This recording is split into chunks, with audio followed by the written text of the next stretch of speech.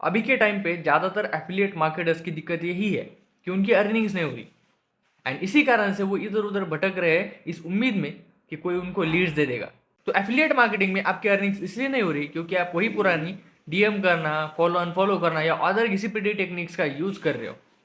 तो सबसे पहले दिमाग में ये फिक्स कर लो कि अगर आपको एफिलिएट मार्केटिंग में अर्निंग्स करनी है तो आपको लीड्स चाहिए। अगर आपके पास लीड्स होगी तभी आप अर्निंग कर पाओगे। आपने बेसिक ट्रेनिंग तो कंप्लीट कर ली है कि आपको लीड्स से क्या बात करनी है, कैसे करनी है, और सिर्फ आपको अभी लीड्स की जरूरत है ताकि आप अर्निंग कर पाओ, राइट। तो चलो मैं आपको एक एग्जांपल दिखाता हूँ, इससे आपको सब कुछ क्लियर हो जाएगा।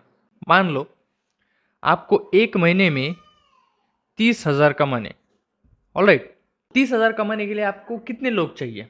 100 लोग, 1,000 लोग, या फिर 10-15 लोग? ये टोटली आपके ऊपर डिपेंड करता है कि आप कौन सा पैकेज प्रमोट करते हो, ऑलराइट। तो देखो, सारे कंपनियों का जो मीडियम पैकेज होता है उसमें लगभग 3,000 से 3,500 रुपये का कमीशन मिलता है। फॉर एग्जाम्पल के लिए हम 3,000 रुपये कमीशन मान लेते हैं, ऑलराइट। तो अगर आपको 30,000 रुपये कमाने हैं तो आपको 3,000 रुपये का कमीशन वाला प्रोडक्ट सिर्फ 10 लोगों को सेल करना पड़ेगा, तब आपकी जो इनकम होगी वो होगी 30,000 रुपये महीना। तो यहाँ पे आपको कितनी लीड्स चाहिए? 10 लीड्स? नहीं, खुद ही सोच के देखो, 10 लोग अगर आपके पास आएंगे, क्या 10 में से 10 लोग आपके साथ बिजनेस ज्वाइन करेंगे? बिल्कुल नहीं करेंगे। अगर आपको 10 लोगों को बिजनेस में ज्वाइन कराना है, उनको बिजनेस स्टार्ट करवाना है, तो आपको मिनिमम जो लीड्स चाहिए वो होगी 100 से 150 लीड्स, क्योंकि यहाँ पे लॉ ऑफ एवरेज काम करता है। जब आप 100 से 150 लीड्स अपने व्हाट्सएप पे लाते हो तो उसमें से 10 लोगों के कन्वर्ट होने के हाई चांसेस होते हैं। यहाँ पे लॉ ऑफ एवरेज काम करता है। तो यहाँ पे हमने 3,000 रुपये कमीशन का एग्जाम्पल लिया था, यहाँ पे आप ज़्यादा कमीशन का भी एग्जाम्पल ले सकते हो। इतनी ज़्यादा इनकम आपको करनी होगी, उतना हाई टिकट जो प्रोडक्ट होगा वो आपको सेल करना पड़ेगा।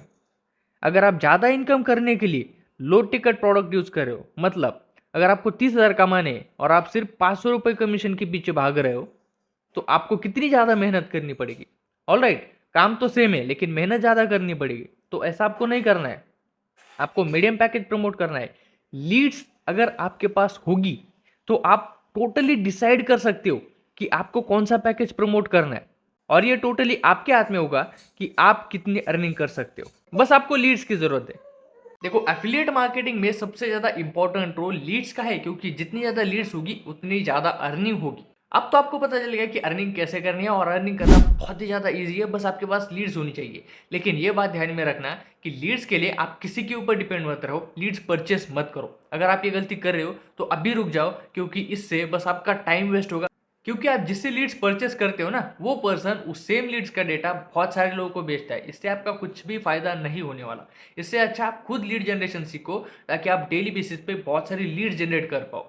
खुद सीख गए तो जब चाहे तब जितनी चाहे उतनी लीड्स आप जनरेट कर सकते हो। और अगर आपको बिजनेस में लॉन्ग टर्म तक टिकना है, रेगुलर बेसिस पे अर्निंग करनी है, तो आपको रेगुलर बेसिस पे लीड्स लाते रहना पड़ेगा, क्योंकि ये बात आपको भी पता है, जितनी ज़्यादा लीड्स होगी उतनी ज़्यादा अर्निंग होगी। आई होप आपको समझ आया होगा कि आपकी अर्निंग क्यों नहीं हो रही।